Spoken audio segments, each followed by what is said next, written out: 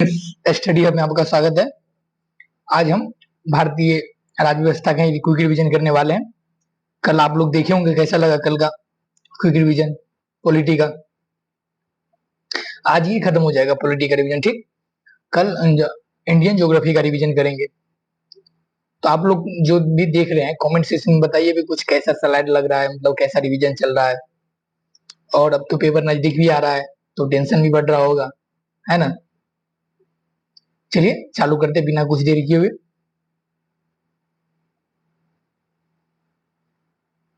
न्यायपालिका, ठीक। तो भारत में न्यायपालिका क्या है? एकीकृत है, ठीक। एक एकीकृत न्यायपालिका की अवधारणा भारत में, ठीक। सर्वोच्च न्यायालय इसके अधीनस्थ उच्च न्यायालय और उसके नीचे अधीनस्थ न्यायालय है, ठीक। और उच्चतम न्यायालय जिसे सर्वोच्च न्यायालय भी कहते हैं, इसका उल्लेख देखिए तो अनुच्छेद 124 में किया गया है, ठीक। इसे बड़ा कर लेते हैं ताकि आप लोगों को दिखे सही से, ठीक। दिख रहा है? दिख रहा होगा। तो इसका गठन देखिए, मतलब उच्चतम न्यायालय का गठन कर दी थी 26 जनवरी 1950 को इसके गठन की तिथि के रूप में माना जाता है, ठीक। और न्यायाधीशों की कुल संख्या 34, जिसमें से 33 न्यायाधीश और एक मुख्य न्यायाधीश, ठीक। और न्यायाधीशों की निवृत्ति के काल देखें तो उम्र 65 वर्ष की उम्र पूरा हो जाएगा तो रिटायर हो जाएंगे, ठीक। तो 65 वर्ष ध्यान रखेंगे।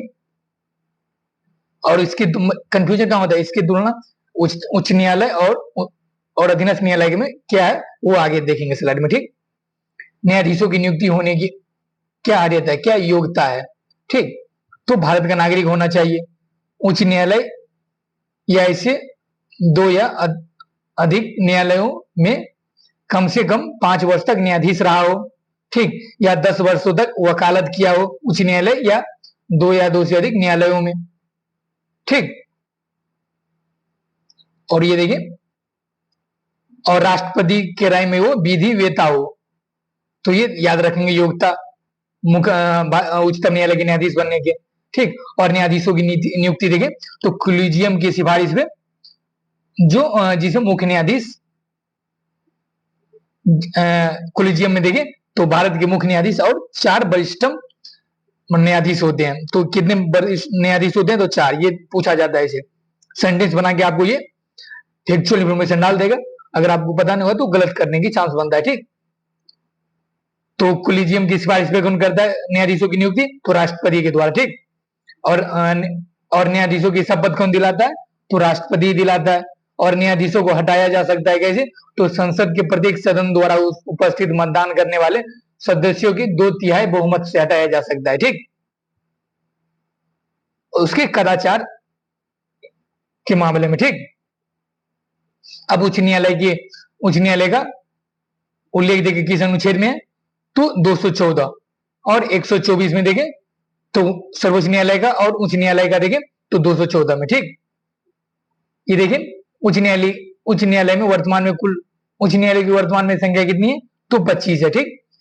इस न्यायाधीशों की नियुक्ति कौन करता है? राष्ट्रपति ही करता है। उच्च न्यायालय के न्यायाधीशों की भी नियुक्ति राष्ट्रपति ही करता है। किसके सिफारिश में? तो कोलिजियम की सिफारिश में, ठीक। कोलिजियम एक मुख्य न्यायाधीश और 4 वरिष्ठम न्यायाधीश, ध्यान रखेंगे 4, मतलब 3 दिया रहता है, मतलब क्वेश्चन में 3 दे देगा और वो सेंटेंस सही या गलत पूछ देगा तो वहां गलत होने का चांस बनता है, ठीक। न्यायाधीशों को शपथ दिलाता है कौन? दिलाता है उच्च न्यायालय के न्यायाधीशों को शपथ कौन दिलाता है? तो राज्यपाल दिलाता है, ठीक। राज्यपाल दिलाता है लेकिन नियुक्ति कौन करता है? तो राष्ट्रपति नियुक्ति करता है, ध्यान रखेंगे। उच्च न्यायालय के न्यायाधीशों की नियुक्ति कौन करता है? तो राष्ट्रपति करता है, लेकिन और शपथ कौन दिलाता है? तो राज्यपाल दिलाता है, ठीक।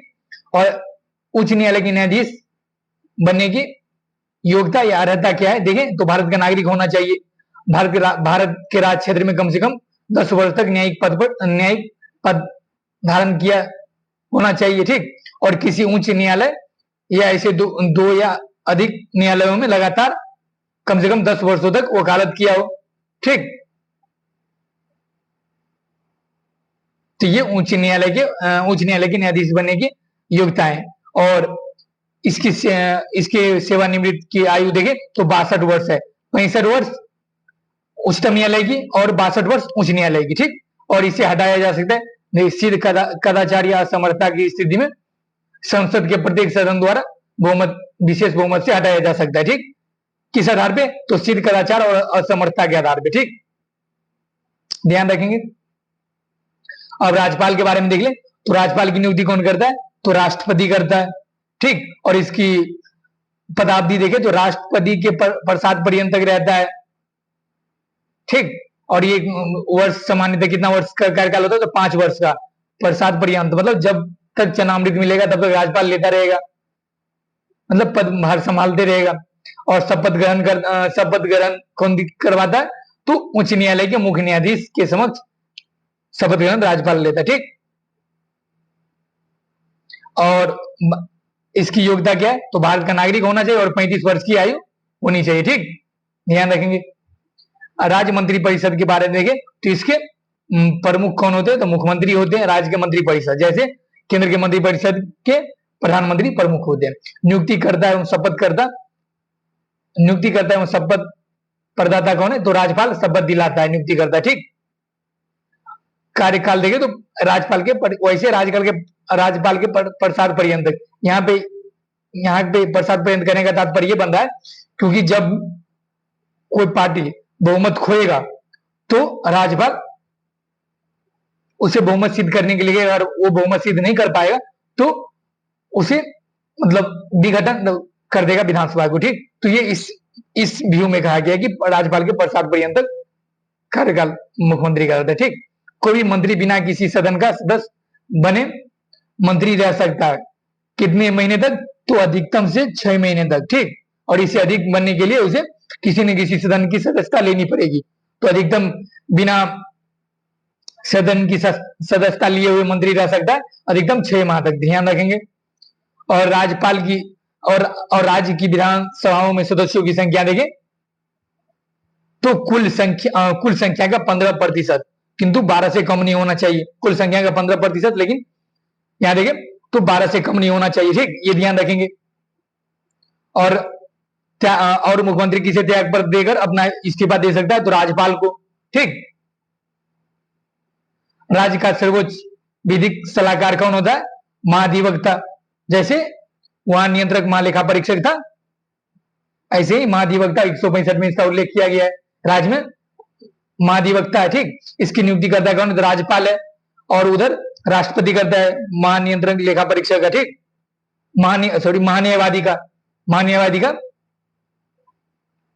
महान्यायवादी की नियुक्ति करता राष्ट्रपति और महाधिवक्ता के राज्यपाल, ठीक। वही जो कार्य राज्य में महाधिवक्ता का वही कार्य केंद्र में देखिए संघ स्तर पे तो महान्यायवादी का, ठीक। और ये इसका कार्यकाल राज्यपाल के प्रसाद पर्यंत तक रहता है और महान्यायवादी का कार्यकाल भी राष्ट्रपति के प्रसाद पर्यंत तक रहता है, ठीक। अब यहां देखते हैं राज्य विधानमंडल के अंग के रूप में देखें तो राज्य विधानमंडल राज्यपाल, विधानसभा और विधान परिषद यदि हो तो इन तीनों से मिलकर राज्य का विधानमंडल बनता है। जैसे संघ स्तर पे संसद, राष्ट्रपति, लोकसभा और राज्यसभा तीनों मिलकर संसद बनते हैं। उसी तरह विधानमंडल राज्य स्तर पे राज्यपाल, विधानसभा, अगर विधान परिषद जिस राज्य में है तो उसमें ये तीनों मिलकर विधानमंडल के रूप में जाना जाता है, ठीक। अब यहां देखते हैं विधानसभा के बारे में। तो विधानसभा के सदस्य बनने की अर्हता कितनी है, क्या है? तो भारत का नागरिक होना चाहिए और 25 वर्ष की आयु पूरी हो चुका हो तो आप एक जॉब यहां भी हो सकता है, यहां भी एक बार देख सकते हैं, है कि नहीं। सीटों की संख्या देखें तो अधिकतम 500 सीटें और न्यूनतम देखें तो 60 सीटें निर्धारित की गई है। अब बाद स्वरूप देखें तो सिक्किम को 32 सीटें और गोवा एवं मिजोरम को 40 सीटें मिली है, ठीक। सदस्यता समाप्त हो सकती है कब? जब सदन की बैठकों से बिना अनुमति के लगातार 60 दिनों तक अनुपस्थित रहने पर 17 अफसान को छोड़कर जब चल रहा हो उस टाइम 60 दिन लगातार अगर ना आए तो उस स्थिति में उसकी सदस्यता समाप्त हो सकती है। ठीक,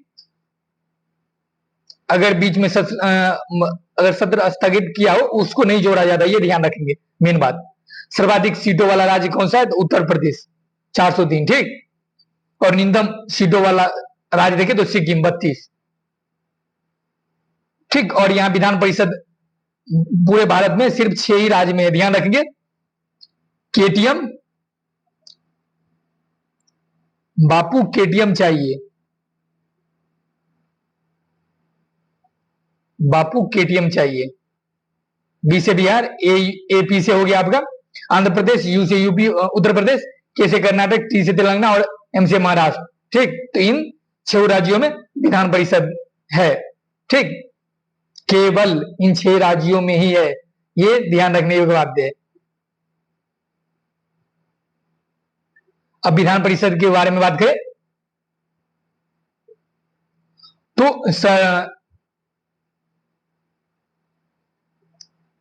विधान परिषद की बात करें तो सदस्यों की संख्या देखें तो अधिकतम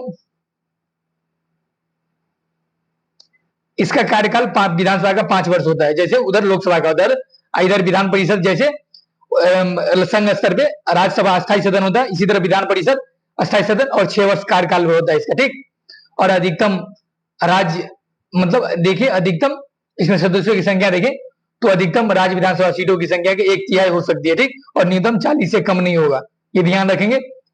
और विधान परिषद में देखिए तो उत्तर प्रदेश की 75 सीटें 100 सीटें और विधान परिषद में 75 सीटें हैं। ठीक, तो अपन लोग बिहार के लिए जाने तो 75 सीटें याद रखेंगे। ठीक, और इस विधान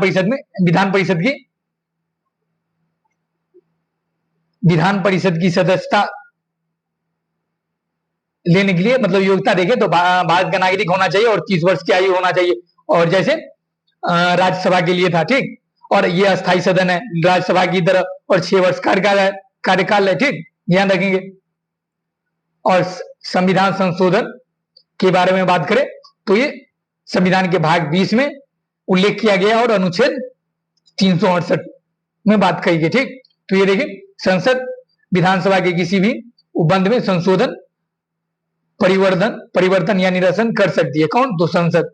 ठीक, जिसमें लोकसभा और राज्यसभा दोनों शामिल होते हैं। ठीक, ये ध्यान रखेंगे। यहां देखिए संविधान संशोधन विधेयक संसद किसी भी सदन में मंत्री या गैर सरकारी मंत्री द्वारा पुनर्स्थापित किया जा सकता है किसी भी सदन में। ठीक, अगर पूछा जाए कि अगर लिख दे सेंटेंस में केवल लोकसभा तो गलत होगा, किसी भी सदन में संविधान संशोधन विधेयक लाया जा सकता है, मंत्री और गैर सरकारी सदस्य के द्वारा भी लाया जा सकता है। ठीक है, ये ध्यान रखेंगे।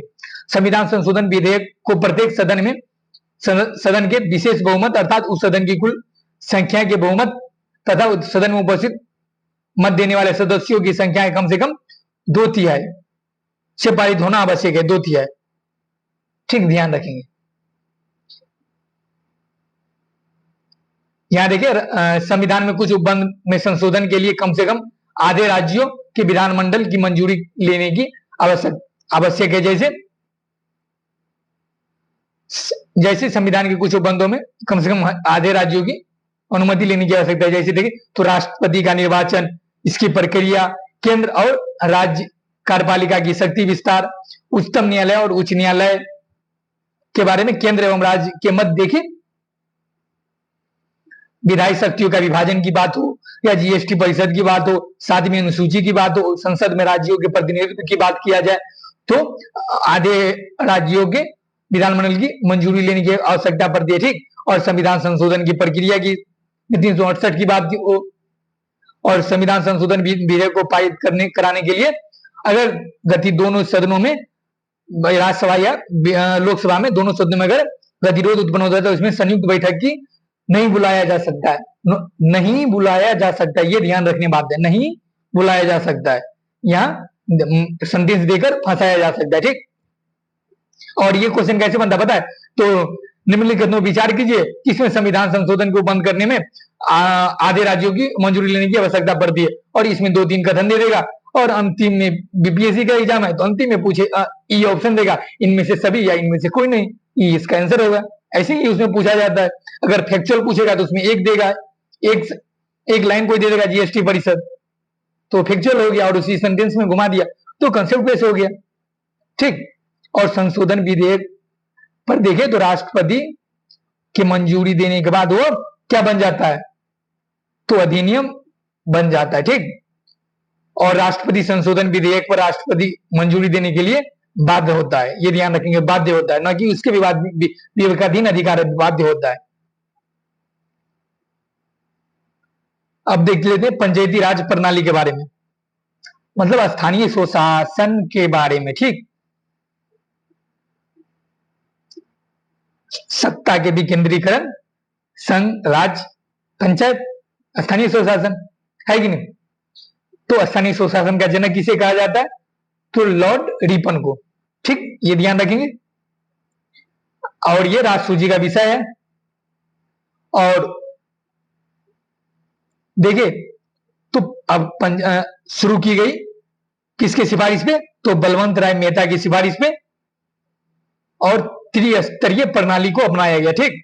ग्राम पंचायत, खंड पंचायत, जिला पंचायत, मतलब ग्राम पंचायत ये ब्लॉक स्तर पे पंचायत, खंड पंचायत और जिला पंचायत। ठीक। और इसमें पंचायत में देखें तो कुल विषयों की संख्या कितनी है, तो 29 है।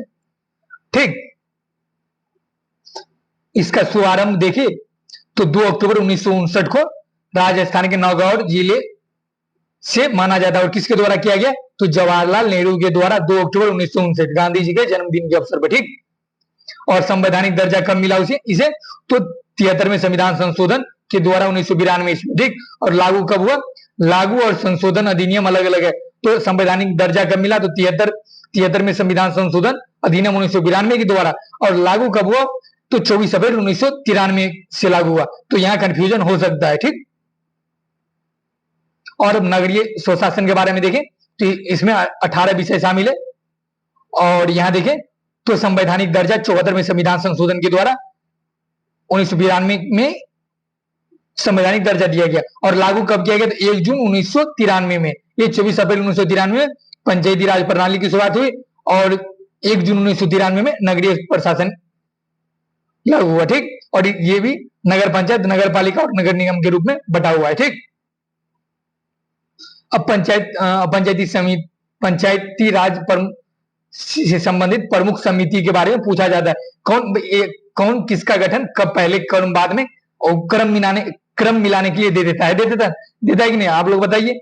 आपको अगर मुख्य टेस्ट बना रहे होंगे तो आप लोगों को पता चल रहा होगा, है कि नहीं। और दे देगा और उसमें बोलेगा निम्नलिखित तुम विचार करिए, और अपन तो ठहरे मानसशील प्राणी, तो विचार तो करेंगे ही। और विचार करके भाई गलत आंसर आता है तो बहुत अफसोस होता है कि नहीं। और एग्जाम में इनडायरेक्टली कह रहा है बालक तुम ईस्वी भी याद करो, क्योंकि जब वो क्रम से कूट पूछेगा तो जब हमें ईस्वी नहीं याद रहेगा तो हम कैसे कर लेंगे कि ये पहले गठन हुआ था, या कोई कोडिंग या ट्रिक बना के याद न रख ले तब तक, है कि नहीं। तो प्रमुख सुझाव त्रिस्तरीय पंचायती राज प्रणाली का सुझाव किसने दिया था, तो बलवंत राय मेहता समिति ने दिया था।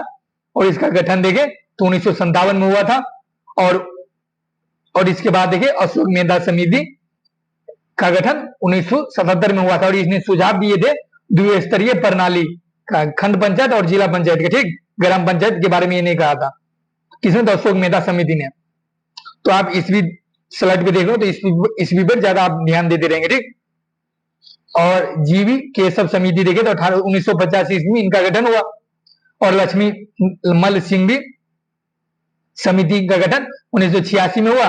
और इसके सिफारिश पे ही संवैधानिक पंचायती राज को संवैधानिक दर्जा दिया गया था। ठीक। तो किसके ये इंपोर्टेंट बन जाता है क्वेश्चन, किस पंचायती राज समिति के सिफारिश पे संवैधानिक दर्जा दिए जाने का सिफारिश किया गया था, तो लक्ष्मी मल सिंघवी समिति की सिफारिश पे। ठीक। एलवी समिति लिखा रहता है, एलवी समिति, तो याद रखेंगे एलवी समिति। पीके गुंथन समिति का गठन देखे तो 1988 में हुआ, अंत में पीके गुंथन समिति, तो याद रख लेंगे। बजी लप्पी, बजी लप्पी, बजी, ब से बलवंत, अ से अशोक, जी से जीवी केसर, और ल से लक्ष्मी, पी से पीके गुंथन समिति। ठीक, अगर इस भी ना याद रखना चाहे तो कोई मेरे से भी बेहतर, अगर आप ट्रिक कोई कहानी बना के अगर वो आप याद कर पा रहे हैं तो करिए और मुझे भी बताइए कमेंट सेक्शन में। ठीक, अब देख लेते हैं कुछ फैक्ट वाली बातें पंचायती राज एवं नगर निगम निकाय के बारे में। ठीक, तो चुनाव कौन करवाता है? तो राज्य निर्वाचन आयोग करवाता है। ठीक, और सदस्य बनने की न्यूनतम आयु कितनी है? तो 21 वर्ष। तो अपने से बहुत सारे लोग इसके सदस्य बन सकते हैं पंचायती राज्य के। ठीक, तो इसमें भी आजमा सकते हैं, जरूर थोड़ी नहीं कि भाई कि सब इधर ही गवर्नमेंट जॉब में कोई राजनीति में भी जाए, है कि नहीं भाई? सभी स्तरों पर महिलाओं के लिए आरक्षित सीटें कितनी है? तो 1/3। ठीक, और कार्यकाल देखे तो 5 वर्ष होता है। वित्त की सिफारिश कौन करता है? तो राज्य वित्त आयोग करता है। ठीक, और इसके बारे में सिफारिश देखें तो केंद्र स्तर पे वित्त आयोग भी वो भी सिफारिश करता है। तो ये पूछता है, क्योंकि अपन लोग सोचेंगे यार वो क्यों करेगा पंचायती राज वाले में सिफारिश, लेकिन करता है, ये ध्यान रखेंगे आप। रिक्त सीट रिक्त सीट पर देखें, अगर रिक्त सीट पर पुनः 6 माह के भीतर अगर पंचायती चुनाव का सीट किसी कारणवश रिक्त हो जाता है तो 6 माह के भीतर कराना आवश्यक है। ठीक, अगर 6 माह से कम टाइम बचा है 5 वर्ष पूर्णे में तो नहीं कराया जा सकता, कोई दिक्कत नहीं। तो बस उतने हाँ कराएगा, बट वो अगले 5 साल के लिए होगा, अगले 5 साल के लिए होगा। ठीक, कराया जाएगा लेकिन अगले 5 साल तक, ना कि उस कालक्रम के लिए। ठीक, वर्तमान में देखिए तो नागालैंड, मिजोरम, मिजोरम, मेघालय में पंचायती राज संस्था नहीं है। तो भारत के किस राज्य में पंचायती राज व्यवस्था नहीं है? तो नागालैंड, मिजोरम, NM2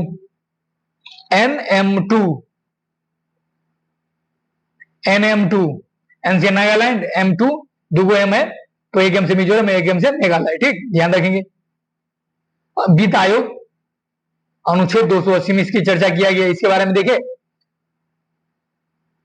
तो इसका गठन कौन करता है? तो राष्ट्रपति के द्वारा प्रत्येक 5 वर्ष पे किया जाता है। ठीक, और कार्य सुझाव देना, इसका कार्य देखें तो संघ और राज्यों के बीच करों के बंटवारा करने का काम करता है और राज्यों को अनुदान देने में सहायता प्रदान करता है। ठीक, और वित्त आयोग के अध्यक्ष एवं अध्यक्ष के बारे में तो पहला देखें और वर्तमान पूछा जाता है। ठीक, वर्तमान और जस्ट पिछले साल वो देख लेंगे अपन लोग। ठीक, तो वित्त आयोग के अध्यक्ष के बारे में देखें तो पहला अध्यक्ष कौन थे? तो केसी नियोगी। ध्यान रखें, केसी नियोगी पहला अध्यक्ष वित्त आयोग के थे। कौन? केसी नियोगी। ठीक, 12वां देखें तो डॉक्टर सी रंगराजन, 13वां देखें तो बीजे केलकर, 14वां देखें तो वाईवी रेड्डी, और 15वां देखें तो NK सिंह। और वर्तमान में 16वां वित्त आयोग के कौन है? 16वां वित्त आयोग के अरविंद पनगडिया। कौन? अरविंद पनगडिया। ठीक, अरविंद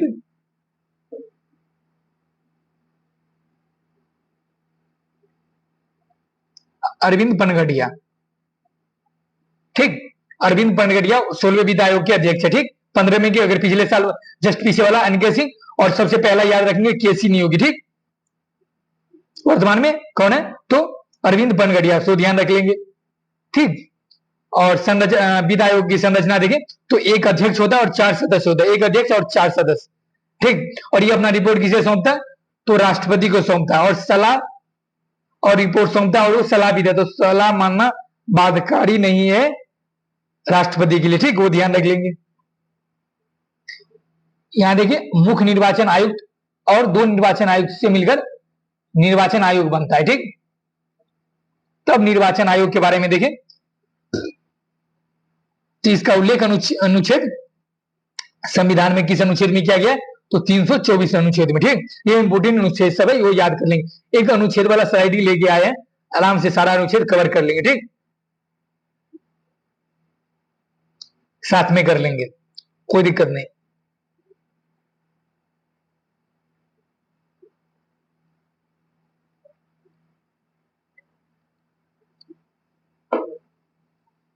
निर्वाचन आयोग के बारे में देखते हैं। ठीक,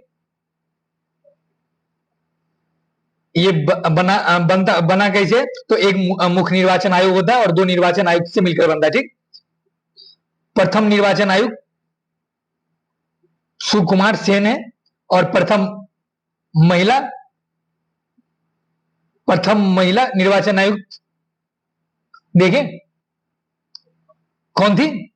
तो देखिए प्रथम याद रखना है, अगर पूछे तो प्रथम याद तो ऐसे कितना रख, अभी तक कितना वर्ष हो गया आजादी का, तो इतने तो याद रखने से, तो प्रथम और वर्तमान में। ठीक, तो याद कौन सा रखेंगे, प्रथम और वर्तमान में। ठीक,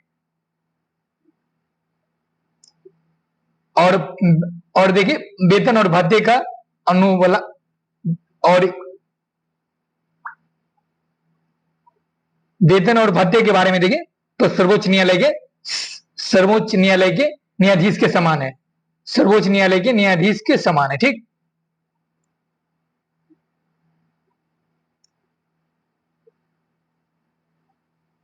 ये ध्यान रख लेंगे। और ये नियुक्ति किसके द्वारा किया जाता है, तो किसके द्वारा, तो राष्ट्रपति के द्वारा। ठीक, ध्यान रखेंगे। और इसका कार्यकाल देखें तो 6 वर्ष 65 वर्ष जो भी पहले पूरा हो जाए, 6 वर्ष और या 65 वर्ष जो भी पहले पूरा हो जाए, ये सेवानिवृत्त हो जाएंगे। ठीक, और ये चुनाव करवाता है इसका कार्य, और राष्ट्रपति उपराष्ट्रपति का चुनाव करवाता है, लोकसभा राज्यसभा का, विधानसभा और विधान परिषद का भी चुनाव करवाता है। ठीक, और मताधिकार हमारा विधिक अधिकार है। ध्यान रखेंगे, संवैधानिक अधिकार अगर कहीं लिखा हो तो गलत होगा, मतदान का अधिकार हमारा विधिक अधिकार है। ठीक,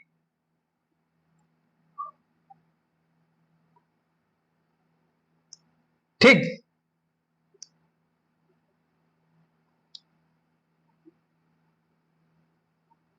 और मताधिकार आयु मतलब मत देने का आयु पहले 21 वर्ष था।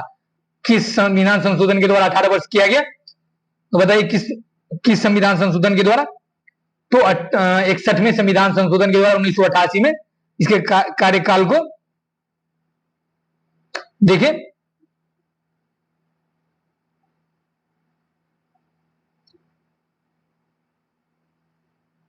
कार्यकाल 18 वर्ष किया गया। ठीक, तो मताधिकार के 21 वर्ष से 18 वर्ष घटाकर किस संविधान संशोधन के द्वारा किया गया, तो 61 में संविधान संशोधन, और कब, तो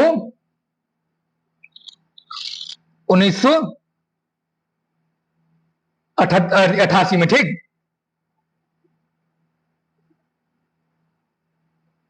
तो याद रख लेंगे, कार्यकाल भी देख लिए, है कि नहीं। और आपात के संबंध में देखिए, आपातकाल के संबंध में देखें, ये प्रथम निर्वाचन आयुक्त कौन थे, तो कुमार सेन। अगर वर्तमान पूछे कौन थे, तो बताइए भाई वर्तमान में कौन थे, वर्तमान में कौन, बताइए भाई कौन है वर्तमान में। ठीक, करंट अफेयर्स तो पढ़ रहे होंगे ना, पढ़ रहे हैं कि नहीं पढ़ रहे हैं, बताइए कौन है भाई, श्री राजीव कुमार है ना, श्री राजीव कुमार। ठीक, याद रखेंगे श्री राजीव कुमार। भाई करंट अफेयर से भी 25-30 क्वेश्चन आते थे, ये छोड़ के मतलब जाना बेकूफी है कि करंट अफेयर छोड़ के जा रहे हैं। ठीक, तो करंट अफेयर्स भी नहीं छोड़ना है। करंट अफेयर्स आप किसका मतलब पढ़ रहे हैं, कोई बताइए, कमेंट सेक्शन में जरूर बताइए करंट अफेयर्स किसका पढ़ रहे हैं। कुमार गौरव सर का पढ़े, उसका बहुत बेहतर होता है भाई, क्योंकि पीछे ले वाला का रिवीजन भी करवा देता है। ठीक, बस बच्चा उसके यूट्यूब चैनल पे जाना चाहिए और देखना चाहिए, सारा कवर करवा देता है और ज्यादा डिटेल में करवाता है वो। ठीक, और वैसे आप लोग किस किस का करते हैं, बताइए आप। आपातकाल उपबंध किस भाग में प्रावधान किया गया है, तो 18 में, अनुच्छेद 352 से 360।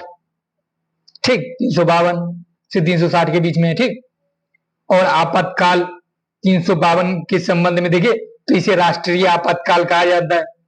और ये क्यों लगाया जाता है, तो युद्ध और वायु आक्रमण के चलते और सशस्त्र विद्रोह या आंतरिक अशांति के स्थान पे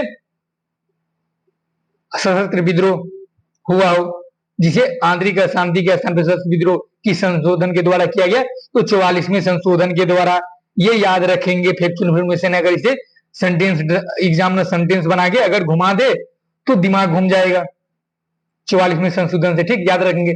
और अब तक 3 बार राष्ट्रीय आपातकाल लग चुका है, 1962, 1971, 1975 में, ठीक।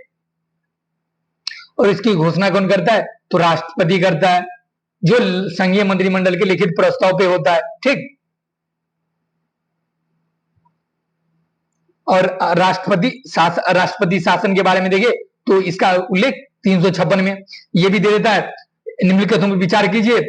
इधर राष्ट्रपति शासन, राष्ट्रीय आपातकाल और वित्तीय आपातकाल, और एक साइड दे देगा अनुच्छेद, और मिलान कीजिए। अगर ये अनुच्छेद याद नहीं रहेगा तो वहां गलत कर लेंगे, है कि नहीं। तो इसीलिए राष्ट्रपति शासन अनुच्छेद 356 में उल्लेख किया गया। और ये कब लगाया जाता है?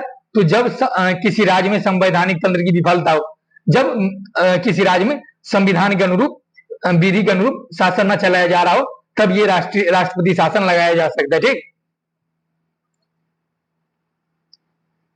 और ये भी उद्घोषणा राष्ट्रपति के द्वारा ही किया जाता है, ठीक। और यहां देखिए वित्तीय आपातकाल की चर्चा संविधान की अनुच्छेद में किया गया है, तो 360 में, ठीक। और आपातकाल की उद्घोषणा संसद के द्वारा अनुमोदन पे होता है,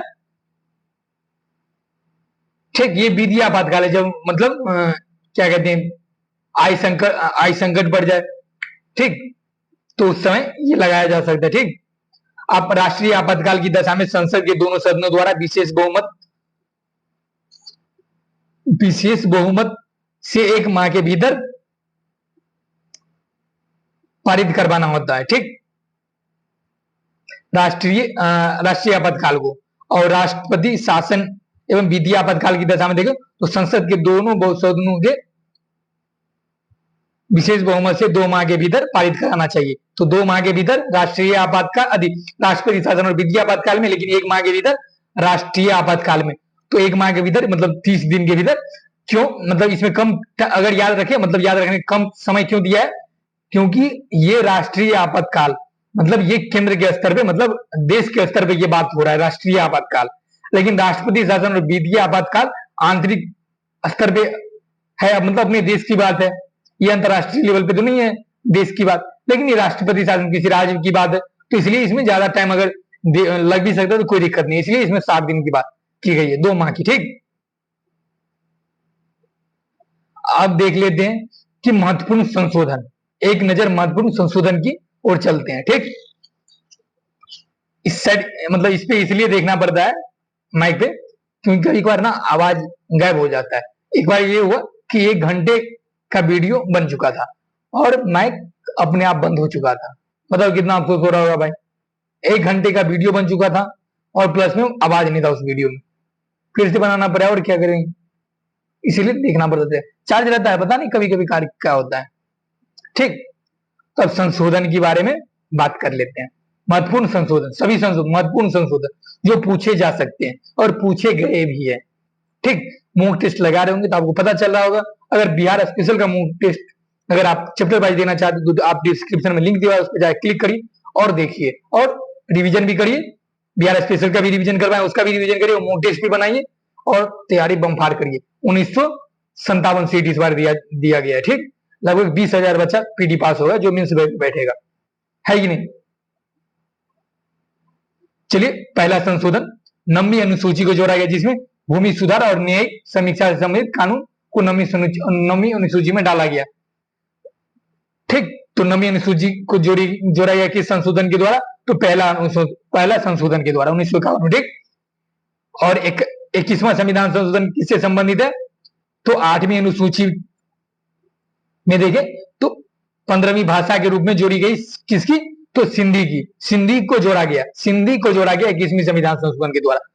और मूल संविधान में कितनी भाषा का उल्लेख है? तो मात्र 14 भाषा का उल्लेख है मूल संविधान में, और वर्तमान में कितना? तो 22। ये भी ध्यान रख लेंगे इससे संबंधित, ठीक। और 44वें संशोधन में देखें तो इस संसद को यह अधिकार दिया गया है कि संविधान के किसी भी भाग में संशोधन कर सकती है, मूल अधिकार में भी कर सकती है। यहाँ पे देखो, मूल अधिकार में भी कर सकती है। राष्ट्रपति संविधान संशोधन के विधेयक को मंजूरी देने के लिए बाध्य है। किस संविधान संशोधन के द्वारा कहा गया? तो 24वें संविधान संशोधन के द्वारा, ठीक। और सिक्किम को सहयोगी राज्य बनाया गया किस संविधान संशोधन के द्वारा? तो 35वें संविधान संशोधन के द्वारा, ठीक। सिक्किम को पहले मतलब सहयोगी के रूप में किया गया था, ठीक।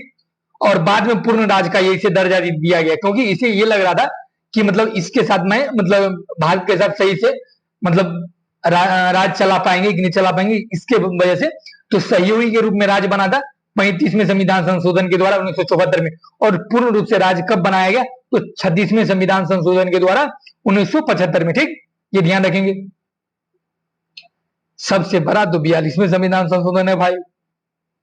प्रस्तावना में समाजवादी, पंथनिरपेक्ष, अखंडता शब्द जोड़ा गया था 42वें संविधान संशोधन के तहत। मूल कर्तव्य जोड़ा गया था, जिसमें भाग 4 क और अनुच्छेद 51 क में उल्लेख है, वो 42वें संविधान संशोधन के द्वारा। नीति निर्देशक तत्व जोड़ा गया था।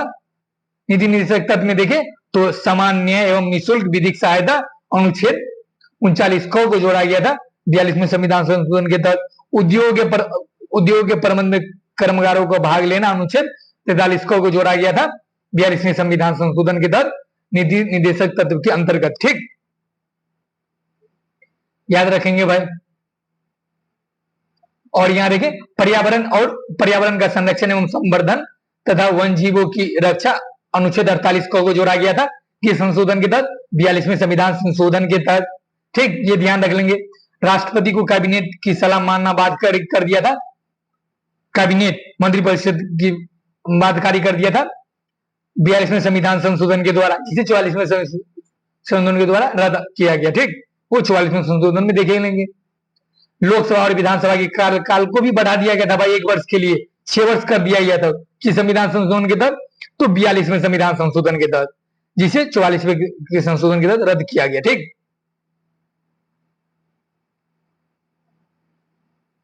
44वें संविधान संशोधन के तहत देखें तो कैबिनेट की सलाह को एक बार पुनर्विचार के भेजने के लिए राष्ट्रपति को शक्ति और परंतु पुनर्विचार के बाद मानना बाध्यकारी किया। मतलब बाध्यकारी कर दिया तो उसे रद्द कर दिया, लेकिन पुनर्विचार कर भेजने के बाद अगर राष्ट्रपति के पास भेजा जाता है तो उसके बाद उसको मानना बाध्यकारी हो जाता, ठीक। तो ये ध्यान रख लेंगे। और ये 6 वर्ष कर दिया, उससे घटाकर 5 वर्ष फिर कर दिया 44वें संविधान संशोधन के तहत, ठीक।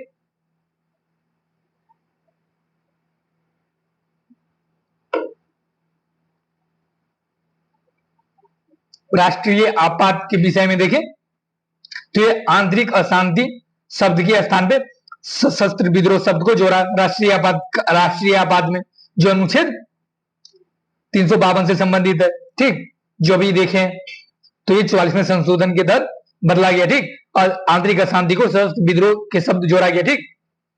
राष्ट्रपति की कैबिनेट की लिखित सलाह पर आपातकाल घोषित कर सकता है, तो ये 44वें संशोधन के द्वारा किया गया। और संपत्ति के अधिकार को मूल अधिकार की सूची से हटाकर अनुच्छेद 300 क के अंतर्गत विधिक अधिकार बना दिया है किस संशोधन के तहत? तो 44वें संविधान संशोधन के तहत। अगर पूछे मूल संविधान में मूल अधिकार कितने थे तो 7 थे, और वर्तमान में कितने? तो 6 है। और 7वां का संशोधन जो संपत्ति का अधिकार था उसका संशोधन किया गया 44वें संविधान संशोधन के तहत, और इसे विधिक अधिकार बना दिया गया जो संवैधानिक अधिकार था। और किस अनुच्छेद के तहत? तो 300 क अनुच्छेद या 300 अनुच्छेद के तहत, ठीक। 52वां संविधान संशोधन के तहत देखें तो 10वीं अनुसूची के रूप में दल बदल विरोधी कानून को जोड़ा गया, ठीक। दल बदल विरोधी कानून, ठीक। दल बदलू कानून जो आप लोग क्विक रिवीजन में देखे होंगे और जो आप लोग रेगुलर क्लास में बहुत सारे डिटेल में पढ़े होंगे। जैसे मैं यहाँ स्लाइड में आप लोगों को दिखा दूंगा और आपको लग रहा होगा कि मैंने रिवीजन किया, इसमें भाई तो बहुत शॉर्ट में बता रहा है, तो क्या मतलब? तो भाई क्विक रिवीजन तो शॉर्ट में ही करवाएंगे, पूरा क्लास तो नहीं कर लेंगे थोड़े टाइम में। तो आप अगर भूल रहे हैं, रिकॉल नहीं कर पा रहे, तो आप कॉपी उल्टाइए, जहां रेगुलर क्लास किए होंगे उसमें आप लिखे होंगे, उसको पलटिए, एक साइड पलट कर रखिए, और ये वीडियो अगर देखें तो वीडियो देखिए, और एक साइड कॉपी पलटिए, और उसको रिवीजन भी करिए और वीडियो भी देखिए साथ में, और तैयारी को अपनी मजबूत करिए, है कि नहीं। 61वां संविधान संशोधन के तहत मतदान करने की उम्र को 21 वर्ष से घटाकर 18 वर्ष कर दिया गया, ठीक। लोकसभा विधानसभा में, ठीक। 69वां संविधान संशोधन देखे तो ये पूछा जाता है भाई, केंद्र शासित प्रदेश दिल्ली को राष्ट्रीय राजधानी क्षेत्र दिल्ली बनाया गया, ठीक। कौन से संविधान संशोधन के तहत? तो 69वां संविधान संशोधन के तहत, ठीक। ध्यान रखेंगे, कंफ्यूजन 61वां 69वां में होता रहता है कि नहीं? क्वेश्चन बनाएंगे तो देखे होंगे। इसे बड़ा कर लेते हैं भाई, है कि नहीं?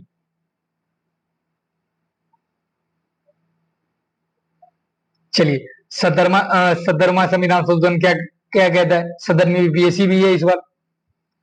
दिल्ली पुदुचेरी विधानसभा के निर्वाचित सदस्यों को राष्ट्रपति के चुनाव में मतदान का अधिकार है, ठीक। तो यहां देखिए, ये वैसे तो राज्य के विधानसभा के में राष्ट्रपति के चुनाव में भाग लेने का अधिकार होता है, लेकिन दो केंद्र शासित प्रदेश है, दिल्ली और पुदुचेरी, जिसके विधानसभा को राष्ट्रपति के चुनाव में भाग लेने का अधिकार है, ठीक। मतदान करने का अधिकार है। तो वो कौन से संविधान संशोधन के तहत किया गया? तो 70वां संविधान संशोधन के तहत, ठीक। और 71वां में देखिए, 71वां संविधान संशोधन में क्या किया गया? कोंकणी, मणिपुरी से नेपाली भाषा को 8वीं अनुसूची में जोड़ा गया, ठीक। तो 21वां संविधान संशोधन के तहत देखिए, तो किसे जोड़ा गया था? तो सिंधी को जोड़ा गया था, सिंधी को जोड़ा गया था कि नहीं? और 71वां के साथ कोंकणी, मणिपुरी, नेपाली भाषा को जोड़ा गया था, ठीक। यहां देखिए, 86वां संविधान संशोधन किसे संबंधित है? तो इसमें मूल संविधान के श्रेणी में अनुच्छेद 21 का जोड़ा गया, ठीक। 21 में क्या है भाई? अनुच्छेद बताओ भाई, बताए थे। और अनुच्छेद का सारा कालखंड एक स्लाइड के माध्यम से आपके समक्ष रखेंगे, जो जितने अनुच्छेद है सारे कवर हो जाएंगे, है कि नहीं? आप बताइए कमेंट सेक्शन में। हाँ बताओ भाई, 21 अनुच्छेद किससे संबंधित है? 21 का जोड़ा गया, जिसमें कहा गया कि 6 से 14 वर्ष तक के बच्चों को निःशुल्क प्रारंभिक शिक्षा का प्रावधान किया जाएगा, ठीक। और नीति निर्देशक तत्व के सिद्धांतों में देखिए तो अनुच्छेद 45 में विषय वस्तु के रूप परिवर्तित करते हुए 6 वर्ष से कम उम्र के बालकों के लिए प्रारंभिक बाल्यावस्था की देखरेख एवं शिक्षा उपबंध किया गया। नीति निर्देशक तत्व में भी परिवर्तन किया गया, ठीक। 86वें संविधान संशोधन के तहत, और इस संशोधन के तहत मूल कर्तव्य में भी बदलाव करके 6 से 14 वर्ष तक के बच्चों के शिक्षा सुविधा करने का माता पिता के कर्तव्य को जोड़ा गया, ठीक। तो भाई शिक्षा 6 से 14 वर्ष की शिक्षा से संबंधित 86वें संविधान संशोधन से रिलेटेड है। अब देखते हैं 89वें संविधान संशोधन के बारे में। देखिए 89वें, तो अनुसूचित जाति एवं जनजाति के लिए अलग अलग आयोग की व्यवस्था की गई। किसमें? तो 89वें संविधान संशोधन के तहत 2003 में, ठीक। 91वां संविधान संशोधन 2003 में देखे क्या किया गया भाई? तो ये केंद्रीय मंत्रिपरिषद का आकार लोकसभा की कुल संख्या के 15% से अधिक नहीं होना चाहिए, ठीक। और राज्य मंत्रिपरिषद का भी विधानसभा की कुल संख्या का 15% से अधिक नहीं होना चाहिए, ठीक। किंतु 12 से कम भी नहीं होना चाहिए, ये भी ध्यान रखेंगे। और 92वां संविधान संशोधन के बारे में देखें 2003 में किया गया, ये 8वीं अनुसूची में बोडो, डोंगरी, मैथिली, भाई अपना मैथिली, संथाली भाषा को जोड़ी गई। इसी के साथ 8वीं अनुसूची में शामिल किया गया कि, ठीक। आप बताओ कि मैथिली की लिपि क्या है? जैसे हिंदी की देवनागरी लिपि है ना, तो मैथिली की लिपि क्या है बताइए? अगर ये पूछ ले तो क्या जवाब देंगे? बिहार स्पेशल से अगर ये क्वेश्चन पूछ ले तो बताइए आप। कुल संख्या वर्तमान में 22 और मूल संविधान में 14 भाषा थी, ठीक। और 97वें संविधान संशोधन में क्या जोड़ा गया? तो सहकारी समितियों को संवैधानिक दर्जा दिया गया, ठीक। जो राज्य के नीति निर्देशक तत्वों में जोड़ा गया, ठीक। अब देखते हैं 92वां संविधान संशोधन में क्या बात कहा गया। 8वीं अनुसूची, ये तो देख लिए, मैथिली, डोगरी, संथाली, ठीक। ये भी देख लिए।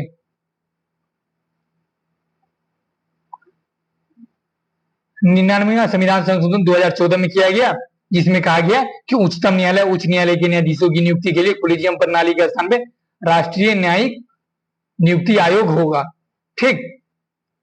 लेकिन वर्ष 2015 में उच्चतम न्यायालय ने इसे असंवैधानिक ठहराते हुए रद्द कर दिया, ठीक।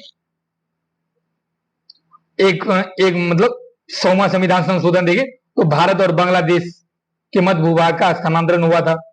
तो 100वां संविधान संशोधन के तहत विभिन्न, यहां देखिए विभिन्न अप्रत्यक्ष, यहां विभिन्न अप्रत्यक्ष करों के स्थान पर देश में एक कर की बात की गई। किसमें की गई थी बताओ भाई? तो 101वां संविधान संशोधन जो जीएसटी शुरुआत हुई, भाई जीएसटी के बारे में बात कर रहा है, हिंदी में लिखा है वस्तु एवं सेवा कर, पता ही नहीं चल रहा, जीएसटी के बारे में बात कर रहा है भाई। तो जीएसटी कब लागू किया गया? तो 101वां संविधान संशोधन के तहत, ठीक।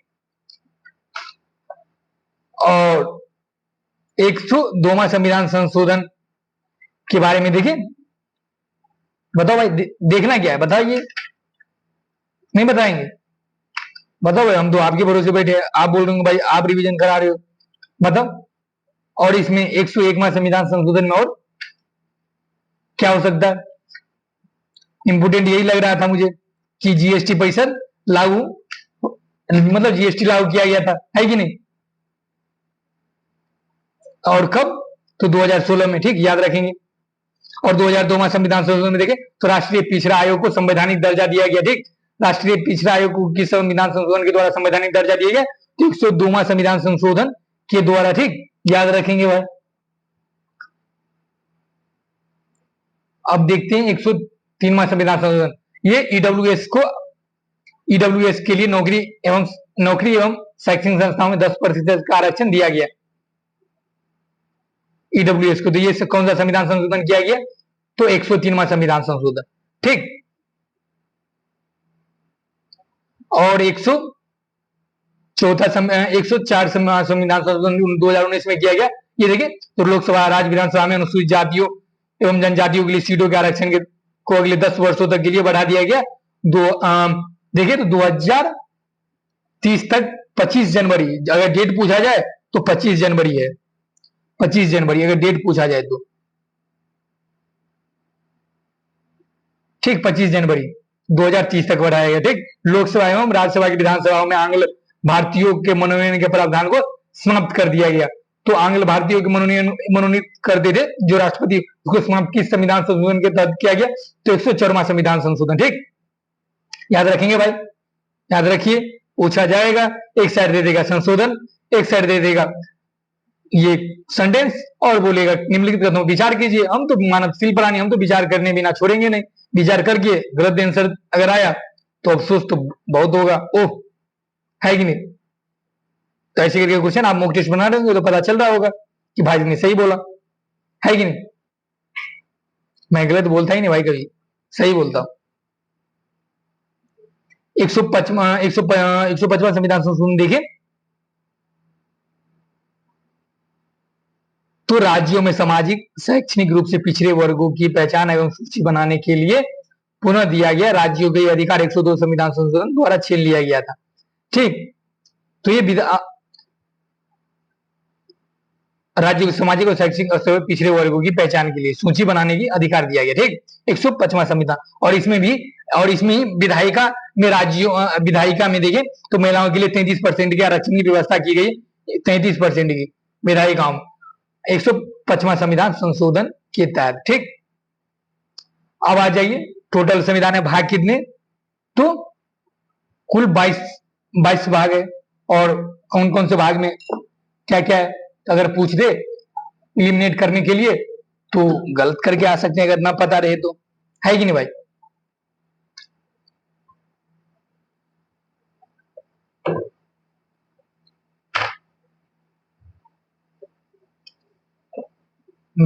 चले चालू करें भाई। रिवीजन चल रहा है तो मनोरंजन को भाई बोल रहा था कि भाई लगातार आप रिवीजन करवाते चलते जा रहे हो, तो भाई मैं इसी के माध्यम से ही कुछ होगा तो जो अगर होगा तो कर सकते। वैसे मतलब आगे कोई बच्चा ना हो तो कैसे मतलब बात करते करते ना मतलब मनोरंजन होता है, ऐसे कैमरे के आगे क्या मतलब जोक देंगे अकेले में, है कि नहीं? तो क्वेश्चन के माध्यम से जो होगा तो वो हंसा दिया करेंगे, ठीक। तो बच्चा बोल रहा था कि बोरिंग हो जाता है, एक दोस्त बोल रहा था, तो इसलिए मैं नहीं बोला, ठीक। तो भाई ये रिवीजन चल रहा है, तो रिवीजन में थोड़ा एडजस्ट करिए और अच्छे से रिवीजन करिए। तो देखिए भाग 1 में क्या व्याख्या किया गया, तो संघ एवं उसके राज क्षेत्र की व्याख्या किया गया, जो अनुच्छेद 1 से 4 तक उसमें उल्लेख है। ठीक, नागरिकता भाग 2 में 5 से 11 तक उल्लेख है अनुच्छेद। भाग 3 में मौलिक अधिकार की बात की गई है, जो 12 से 35 तक अनुच्छेद है। भाग 4 में राजनीति निदेशक तत्वों की बात की गई है, जो अनुच्छेद 36 से 51 के बीच है। 4 क में देखिए तो मौलिक कर्तव्य की बात की गई, जो अनुच्छेद 51 क में उल्लेख है। भाग 5 में देखिए तो संघ 5 भाग में देखें तो संघ की बात की गई, जो 52 से 151 तक उल्लेख किया गया। ठीक, भाग 6 में देखें तो राज्य का उल्लेख है, जो अनुच्छेद 152 से 273 के बीच उल्लेख किया गया है। और भाग 7 में देखें तो निरसित की बात किया गया, जो 238 अनुच्छेद में उल्लेख किया गया है। और भाग 8 में देखें तो संघ राज क्षेत्र की बात किया गया, जो 239 242 के अनुच्छेद के बीच बात किया गया है। तो पहले देखिए 9 तक अगर 8 तक अगर देखा जाए तो एक भाग में क्या होता, पहले संघ और उसका राज क्षेत्र आएगा। ठीक, उसके बाद जो राज क्षेत्र का उसको नागरिकता दिया जाएगा, तो अनुच्छेद 2 में नागरिकता मिल गया, तो अब अधिकार चाहिए हमें भाई, तो मौलिक अधिकार हमें देंगे। मौलिक अधिकार देंगे तो राज्य के भी तो कुछ कर्तव्य है कि हम क्या करेंगे, तो राज्य के लिए निदेशक तत्व लाया गया। ठीक, तो इसका उल्लेख भाग 4 में। और मेरा भी तो कुछ राज्य के प्रति कर्तव्य बनता है, तो इसके लिए मौलिक कर्तव्य लाया गया 4 क के माध्यम से। ठीक, और भाग 5 के माध्यम से मौलिक कर्तव्य आ गया, तो अब संघ की बात किया गया, तो 5 में संघ की बात, और जब 5 में संघ की बात हो गया तो संघ के बाद राज्य की बात भाग 6 में, और भाग 6 के बाद देखें तो निरसित की बात किया जाएगा। ठीक, और निरसित के बाद देखें तो अब निरसित की बात हो गया, तो भाग 8 में संघ एवं संघ राज क्षेत्र की बात किया जाएगा। ठीक, राज्य और निरसित क्षेत्र की भी बात हो गया, तो अब केंद्र शासित प्रदेश की बात होगी, जो जिसका उल्लेख 239 से 242 के बीच में किया गया, भाग 8 में उल्लेख है। जब ये सब उल्लेख हो गया तब पंचायत की तो बारी आएगी ना भाई, तो पंचायतों का उल्लेख देखिए तो भाग 9 में है, और अनुच्छेद 243 से 243 9 तक उल्लेख है। ठीक, हिंदी वाला 9, मूर्धन्य 9। ठीक,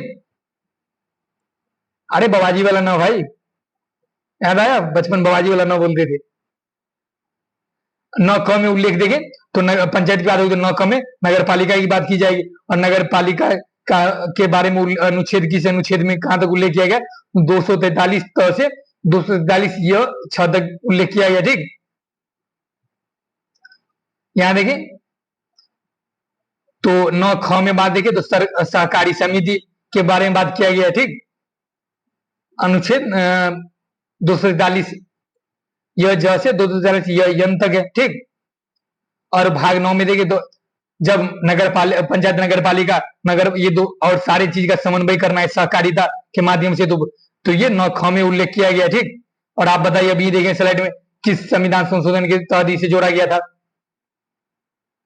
और भाग 10 में देखें तो अनुसूचित जाति एवं जनजाति का उल्लेख किया गया, और अनुच्छेद देखें 244 से 244 क तक उल्लेख किया गया अनुच्छेद में। ठीक, और यहाँ देखिए भाग 11 में जब अनुसूचित जाति एवं जनजाति की बात होगी, तो अब भाई संघ एवं राज्य क्षेत्रों के बीच संबंध के बारे में बात किया जाएगा, तो ये भाग 11 में इसका उल्लेख किया गया। ठीक, और अनुच्छेद देखें तो अनुच्छेद 245 से 263 के बीच।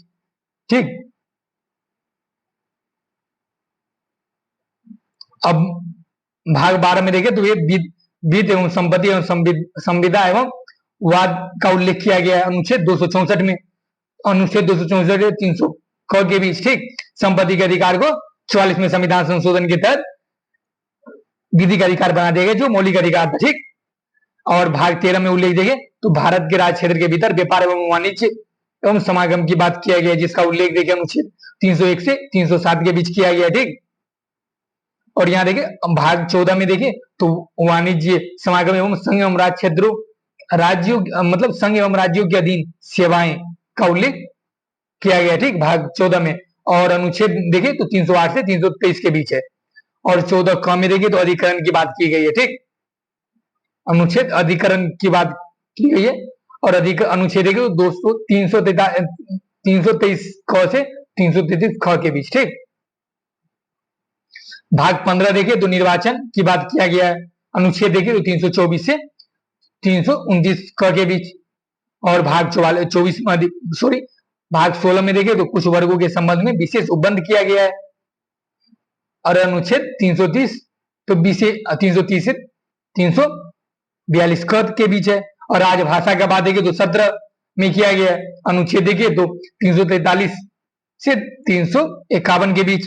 और अनुच्छेद 18 के भाग 18 में देखे तो आपात का उपबंध है, जो अनुच्छेद 352 से 360 के बीच है। और भाग 19 में देखे तो प्रकीर्ण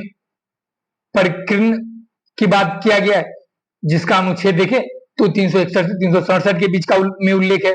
और भाग 20 में संविधान संशोधन की बात किया गया है, जो अनुच्छेद 368 के अंतर्गत आता है। और भाग 21 में देखे तो अस्थायी संक्रमणकालीन और विशेष उपबंध का उल्लेख किया गया है, और जिसका अनुच्छेद देखे तो ये 369 से 392 के अनुच्छेद के अंतर्गत आता है। ठीक। और भाग 22 में देखे तो भाग 22 में उल्लेख संक्षिप्त नाम, प्रारंभ, हिंदी, प्राधिकृत पाठ और निरसन का उल्लेख भाग 22 में किया गया। ठीक। और मूल संविधान में अगर पूछे कितने भाग थे तो 12 भाग थे, वर्तमान में 22। और ये देखिए संक्षिप्त नाम, प्रारंभ, हिंदी में प्राधिकृत पाठ और निरसन का संविधान के इस अनुच्छेद में उल्लेख किया गया। कहां से कहां तो 393 से 395 के बीच। ठीक। अब अनुसूचियां देख ले तो वर्तमान में तो भाई 12 अनुसूची है, लेकिन मूल संविधान में 8 अनुसूची थी, ये ध्यान रख लेंगे। पहली अनुसूची देखे तो राज्य एवं संघ राज्य क्षेत्र में की बात पहली अनुसूची में किया गया। ठीक। दूसरी अनुसूची में देखे तो राष्ट्रपति, राज्यपाल, लोकसभा एवं विधानसभा के अध्यक्ष, उपाध्यक्ष, राज्यसभा एवं विधान परिषद के सभापति, उपसभापति, उच्चतम एवं उच्च न्यायालय के न्यायाधीश एवं सीएजी के को मिलने वाले वेतन भत्ते, मतलब इन सारे के मूल निचोड़ यह है कि वेतन भत्ते के बारे में बात किया गया। पहली तो संविधान राज्य क्षेत्र के बारे का उल्लेख किया गया अनुसूची 1 में। उसके बाद भाई पेंशन भत्ते वेतन की बात किया गया। ठीक। तीसरा अनुसूची में देखे तो ये जब वेतन भत्ता की बात हो गई तो अब क्या होगा भाई, शपथ लेगा अपने पद का, तो पदाधिकारियों की शपथ और प्रतिज्ञान का प्रारूप के बारे में उल्लेख किस अनुसूची में किया गया तो तीसरी अनुसूची में। ठीक। और चौथी अनुसूची में देखे तो राज्यसभा के स्थानों का आवंटन चौथी अनुसूची में। अनुसूचित जाति, अनुसूचित क्षेत्रों एवं अनुसूचित जनजाति के प्रशासन और नियंत्रण के बारे में उपबंध किस अनुसूची में किया गया तो 5वीं अनुसूची में। ठीक। और 6ठी अनुसूची में देखे तो असम, मेघालय, त्रिपुरा और मिजोरम के राज्यों के जनजाति क्षेत्रों में प्रशासन के उपबंध किया गया। ठीक। तो केवल असम, मेघालय, त्रिपुरा और मिजोरम राज्यों के जनजातियों से संबंधित कौन सा अनुसूची है तो 6ठी अनुसूची। और ये कंफ्यूजन कब बनता है जब 5वीं और 6ठी अनुसूची दोनों साथ में दिया हो और वहां अगर क्वेश्चन सेंटेंस डाल के दिया जाए तो वहां बालक कंफ्यूजन क्रिएट हो जाता है ना बालक के सामने। ठीक। तो 7वीं अनुसूची में देखिए संघ एवं राज्य क्षेत्रों के बीच शक्तियों के विभाजन की बात किया गया है। ठीक। संघ सूची, राज्य सूची और संवर्ती सूची का उल्लेख 7वीं अनुसूची में किया गया है, ये ध्यान रखेंगे। 8वीं अनुसूची में देखिए तो कुल 22 भाषाओं की मान्यता दी गई है। 9वीं अनुसूची में देखिए तो कुछ अधिनियम और विनियमों का विधि मान्यकरण है। 10वीं अनुसूची देखिए तो ये दल परिवर्तन के आधार पर मतलब अयोग्यता के बारे में उपबंध किया गया है। किस अनुसूची में तो 10वीं अनुसूची में। और 11वीं अनुसूची में देखें तो पंचायतों की शक्तियां, प्राधिकार और उत्तरदायित्व का उल्लेख 11वीं अनुसूची में किया गया। और नगर पालिका से संबंधित देखें प्राधिकार, अधिकार, उत्तरदायित्व का उल्लेख 12वीं अनुसूची में किया गया। ठीक। तो 11वीं 12वीं ऐसे करके ध्यान रखेंगे, 11वीं पंचायत, 12वीं नगर पालिका। ठीक। तो अगर ये मतलब क्वेश्चन ऐसे ही दे देते अनुसूचियां और इस साइड उससे संबंधित कार्य और दोनों मिलान करने के लिए दे देगा, या बिल्कुल विचार कीजिए इनमें से कौन से सही नहीं है। तो अगर वहां अगर पता नहीं रहेगा तो गलत हो सकता है। ठीक। बोल रहे थे कि अनुच्छेद का सारा एक स्लाइड के माध्यम से सारा अनुच्छेद साथ में कवर कर लेंगे। ठीक। तो चलिए अब अनुच्छेद देखते हैं, अनुच्छेद का छेद करते हैं, है ना। तो अनुच्छेद 1 में क्या उल्लेख है तो संघ का नाम एवं राज्य क्षेत्र उल्लेख है। ठीक। अब संघ का नाम एवं राज्य क्षेत्र का उल्लेख हो गया तो दूसरे में क्या होना चाहिए, नए राज्यों का प्रवेश एवं स्थापना। ठीक।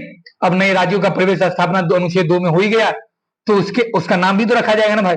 तो ना उसके निर्माण, वर्तमान में राज्यों की सीमा, क्षेत्रों और नामों के परिवर्तन का उल्लेख अनुच्छेद 3 में किया गया है। जब ये सारा चीज कर लिया, नाम भी रख दिए, तो नागरिकता की तो बात आएगी, है ना। तो ये अनुच्छेद 5 में नागरिकता के संबंधित, और राज्य के नीति निर्देश यहाँ 4 मिस हो गया, 4 अनुच्छेद देखिए। तो ये वो उसी से संबंधित है, 1 से 4 के बीच, ठीक। और यहाँ 5वें में देखो तो संविधान के प्रारंभ पर नागरिकता का उल्लेख अनुच्छेद 5 में है, ठीक। अनुच्छेद 12 में देखो तो राज्य की परिभाषा का उल्लेख अनुच्छेद 12 में, और संघ राज्य के नाम का उल्लेख अनुच्छेद 1 में, लेकिन राज्य की परिभाषा अनुच्छेद 12 में, ठीक है। ध्यान रखेंगे।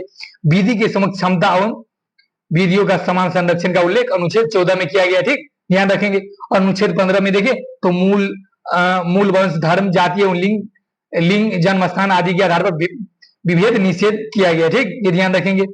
और अनुच्छेद 16 में देखिए तो लोक नियोजन में अवसर की समानता की बात अनुच्छेद 16 करता है, और अस्पृश्यता के अंत की बात अनुच्छेद 17 करता है, ठीक। उपाधियों का अंत की बात कौन करता है, तो अनुच्छेद 18 करता है। और वाक एवं अभिव्यक्ति की स्वतंत्रता की बात कौन करता है, तो अनुच्छेद 19 करता है। और अपराधों के दोष सिद्धि के संबंध में संरक्षण कौन देता है, तो अनुच्छेद 20 देता है, ठीक। और आप सोच रहे हैं कि भाई 20 1 2 3 इसके उल्लेख के बारे में आप लोग डिटेल में रेगुलर क्लास में पढ़े होंगे। तो मैं सिर्फ जो कारगर जो पूछे जा सकते हैं, अगर उतना डिटेल में जाएगा एग्जामिनर तो पूछेगा ही, और वो अगर 1 2 करके पूछेगा तो आप रेगुलर क्लास में जो रिवीजन किए पढ़े होंगे उसको आप साथ में पलटते जाइए और रिवीजन उसका भी करते जाइए, ठीक। और अनुच्छेद 21 में देखिए तो प्राण एवं दैहिक स्वतंत्रता का संरक्षण देता है ये, ठीक। और अनुच्छेद 21 किसका बात करता है, तो 6 से 14 वर्ष तक के सभी बच्चों के लिए निःशुल्क अनिवार्य शिक्षा का अधिकार। और किस संविधान संशोधन अभी देखें तो 86वां संविधान संशोधन, ठीक। और अनुच्छेद 22 देखें तो कुछ दशाओं में गिरफ्तारी निरोध से संरक्षण है, अनुच्छेद 22 में इसका उल्लेख किया गया। और मानव दुर्व्यापार एवं बलात्श्रम की बात अनुच्छेद 23 करता है, ठीक। और कारखानों आदि में बालकों का नियोजन को प्रतिबंध करने की बात कौन करता है, तो अनुच्छेद 24 करता है, ठीक। और इन सब के उल्लंघन होने पर हम डायरेक्ट उच्चतम न्यायालय जा सकते हैं, ठीक। और अनुच्छेद 25 देखिए,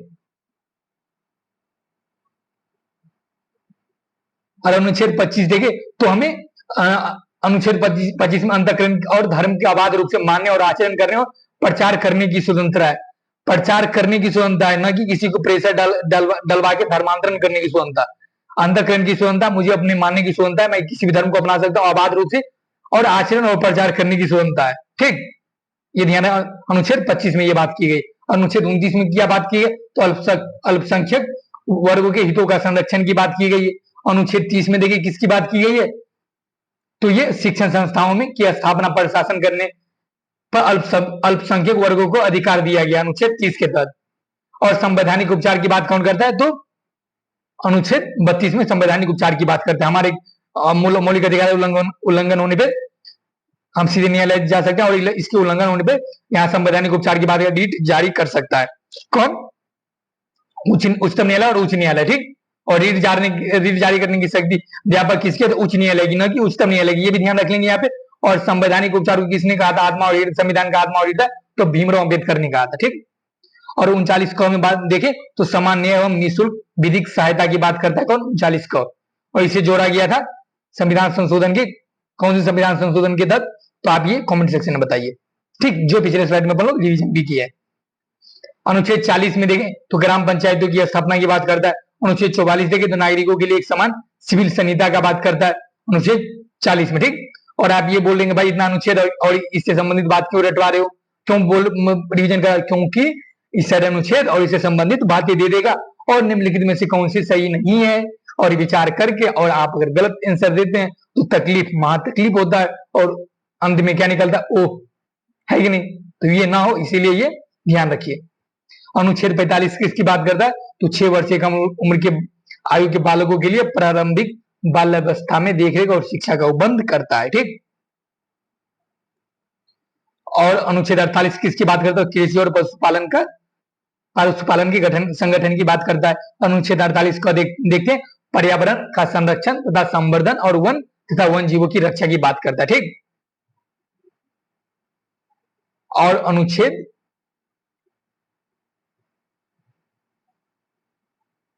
अनुच्छेद 50 के बारे में जाने, इसे बड़ा कर लेते ताकि आप लोगों को बड़ा बड़ा दिखे, है कि नहीं भाई?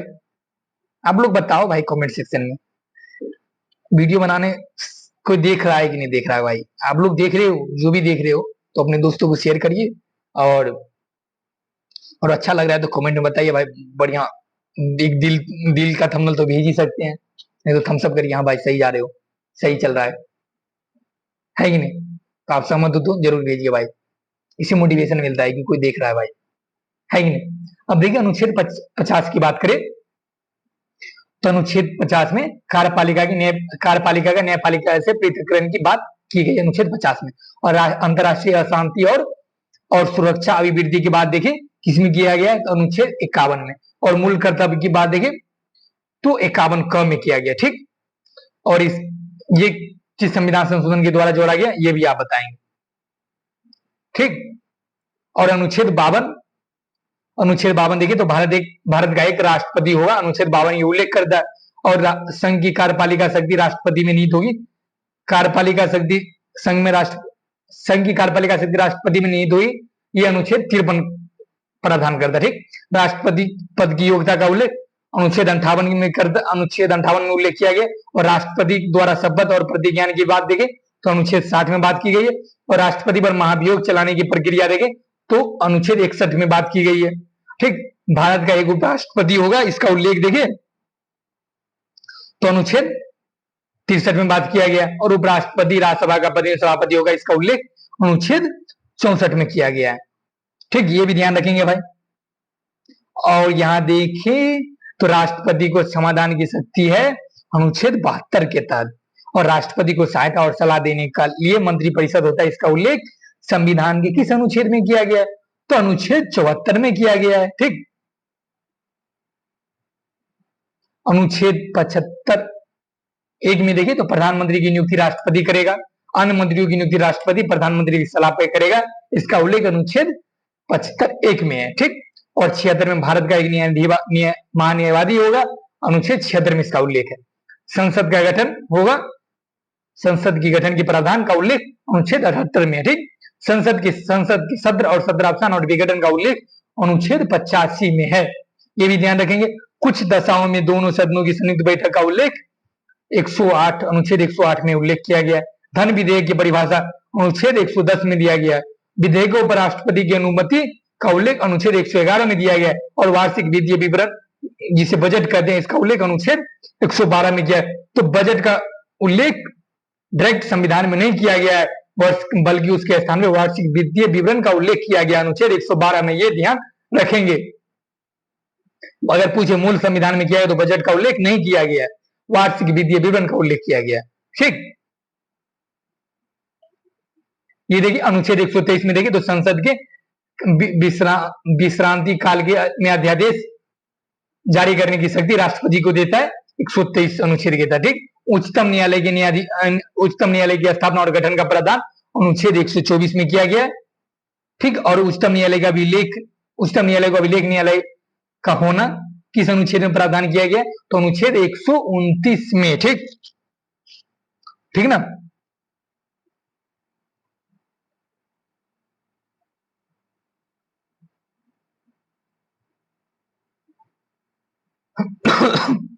अब देखिए अनुच्छेद 137 की बात देखिए, सारे अनुच्छेद एक जगह ला लिए, आप अच्छे से अच्छी निगाहों से आप मतलब स्कैन करते जाइएगा, हम बोलते भी जा रहे हैं, अब सुनते भी नहीं और स्कैन करते भी जाइए।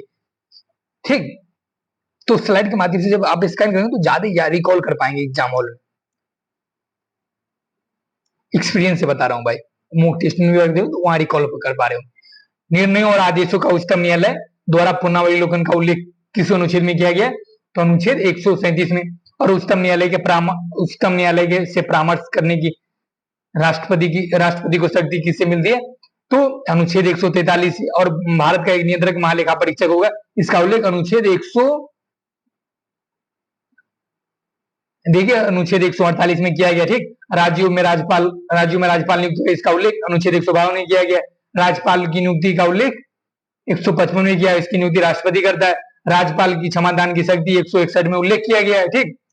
और इधर ही देखे थे अपन लोग किसकी क्षमादान की शक्ति, अनुच्छेद 72 में राष्ट्रपति की समाधान की शक्ति का बात किया गया, ठीक।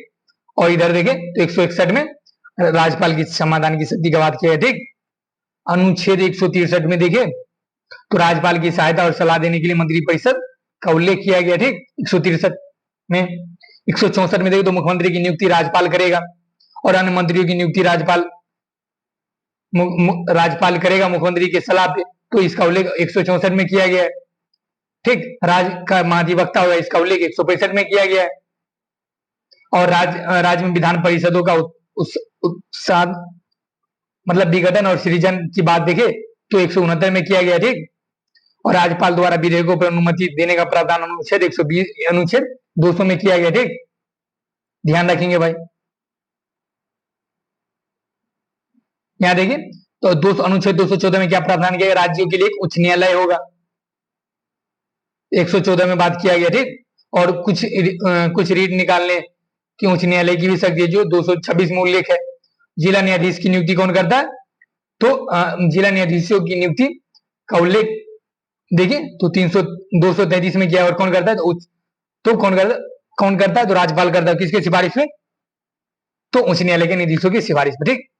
और संघ राज्य क्षेत्रों के प्रशासन का उल्लेख 239 में किया गया, और 39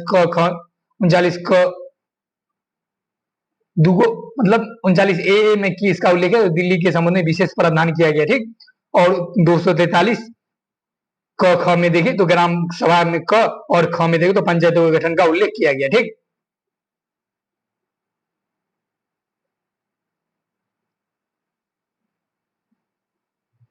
और यहाँ देखिए 243 घ में देखिए तो पंचायतों में आरक्षण की व्यवस्था का उल्लेख किया गया है, और पंचायतों की वित्तीय स्थिति का पुनर्वलोकन के लिए वित्त आयोग, राज्य वित्त आयोग का गठन का उल्लेख 243 झ में किया गया, ठीक।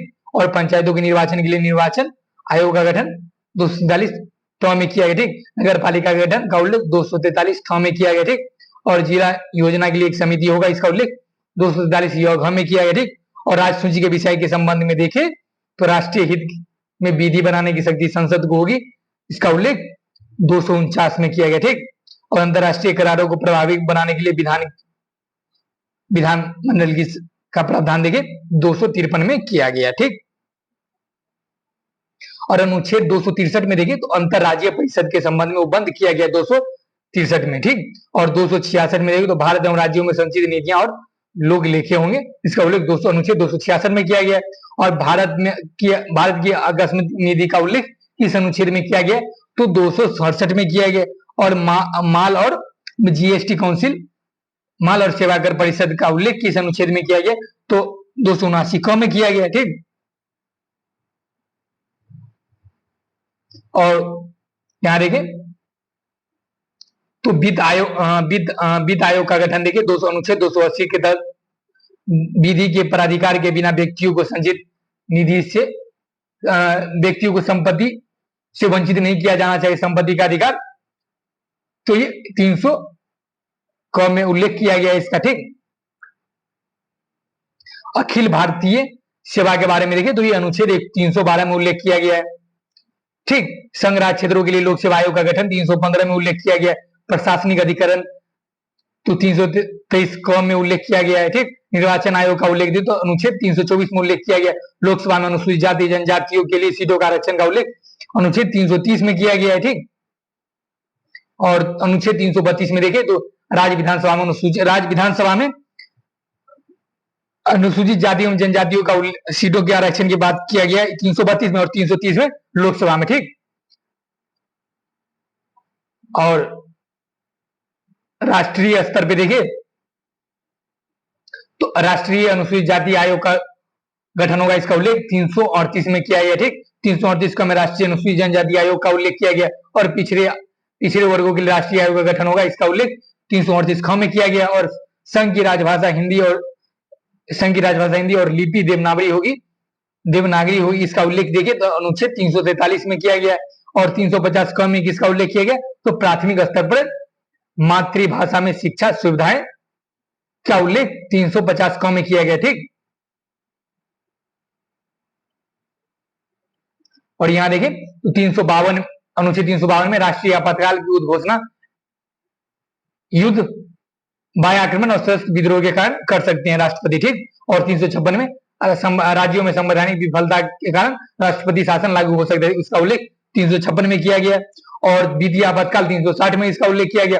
और संसद में संविधान संशोधन की शक्ति और प्रक्रिया का उल्लेख 368 में किया गया है। ठीक, तो इंपोर्टेंट अनुच्छेद भी आप लोग रिवीजन करवा दिए, लगभग लगभग क्या सारे पॉलिटी को रिवीजन हो चुके हैं। तो बोलिए आप लोग का रिवीजन कैसा चल रहा है, आप लोग बताइए कमेंट सेक्शन में।